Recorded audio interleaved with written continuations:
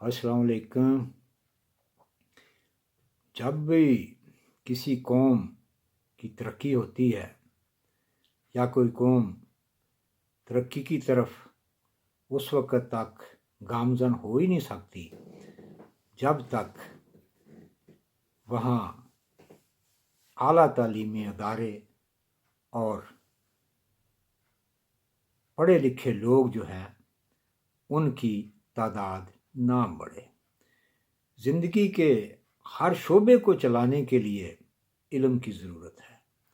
ہمارے پیارے آقا و مولا حضرت محمد صلی اللہ علیہ وسلم نے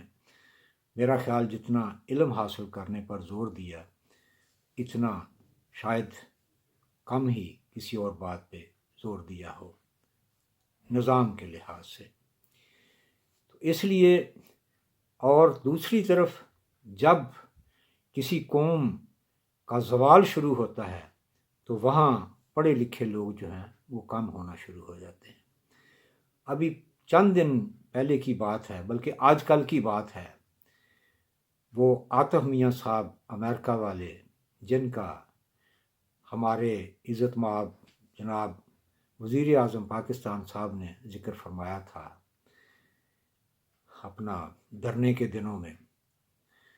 تو دنیا کے بہترین قسم کے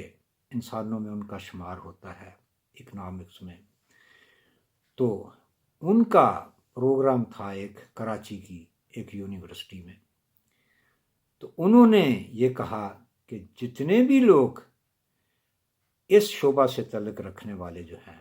وہ وہاں آ جائیں تو کوئی فیس نہیں، کوئی ٹکٹ نہیں، میں ان کو لیکچر دوں گا اور ان کی اس شعبہ میں رہنمائی کروں گا تاکہ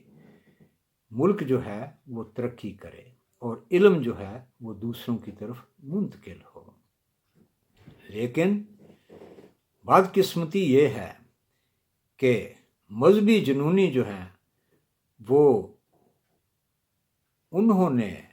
یہ کہہ دیا، اس یونیورسٹی والوں کو وارننگ دے دی، دھمکیاں دے دی کہ وہ یہاں آئیں گے تو یہ ہو جائے گا، وہ ہو جائے گا،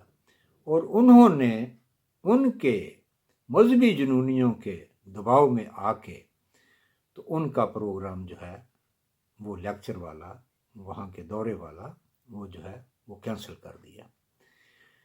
ان کو تو کوئی فرق نہیں پڑتا، عاطف میاں صاحب کو کوئی فرق نہیں اس سے پڑتا، وہ تو ساری دنیا میں، مہذب دنیا میں بڑی بڑی جو ٹاپ موسٹ یونیورسٹیاں ہیں مختلف ملکوں کی، ترقی یافتہ ملکوں کی، وہاں جا کے وہ لیکچر دیتے ہیں اور لوگ ان کو سار آنکھوں پہ بٹھاتے ہیں۔ لیکن بدقسمتی ایسے ملکوں کی جہاں ایسے مذہبی جنونی ہیں اور جو وہاں سے علم جس سے اس ملک کی ترقی ہونی ہے اس کو دور رکھنے کی کوشش کرتے ہیں، اور ایسے لوگوں کو دور رکھنے کی کوشش کرتے ہیں جو جن سے عوام میں بیداری آئے، جن سے قوم میں شعور پیدا ہو، جس سے ملک ترقی کی راہ پر گامزن ہو۔ تو وہاں کے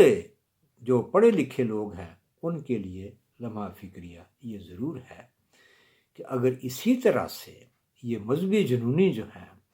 یہ ملک کے ساتھ کھلواڑ کرتے رہے اور نفرتیں بانٹ کے دنیا میں اور اپنے ملک میں جو ہے اس طرح کی فضا پیدا کرتے رہے جہاں انسان گٹ گٹ کے مرتے رہیں اور ان کی نفرت کی سولیوں پہ چڑھتے رہیں، تو پھر اسلام بھی بدنام ہوگا ان کے ذریعے، جیسے کہ ہو رہا ہے، ملک بھی بدنام ہوگا، اور جس ملک میں ایسے لوگ ہوں گے اس ملک کے عوام الناس بھی دوسری دنیا میں جو رہتے ہیں وہ بھی بدنام ہوں گے۔ تو اس لیے جہاں تک ہو سکے یہی ہم کو کرنا ہے کہ پیار محبت جو ہے اس کو ہر ایک کو منتقل کرنا ہے، اور جہاں سے بھی اچھی چیز ملے، خواہ وہ کسی مذہب سے ہو، کسی قوم سے ہو، کسی ملک سے ہو، اس کو حاصل کرنے کے لیے اپنے دل، دماغ اور ملک کے دروازے جو ہے وہ کھول لے ہیں۔ جو ترقی یافتہ قومیں ہیں ان کے پاس یہی چیز ہے، وہ یہی کرتی ہیں، ساری دنیا کی ذہانت جو ہے وہ اکٹھی کرتی ہیں اپنے ملکوں میں۔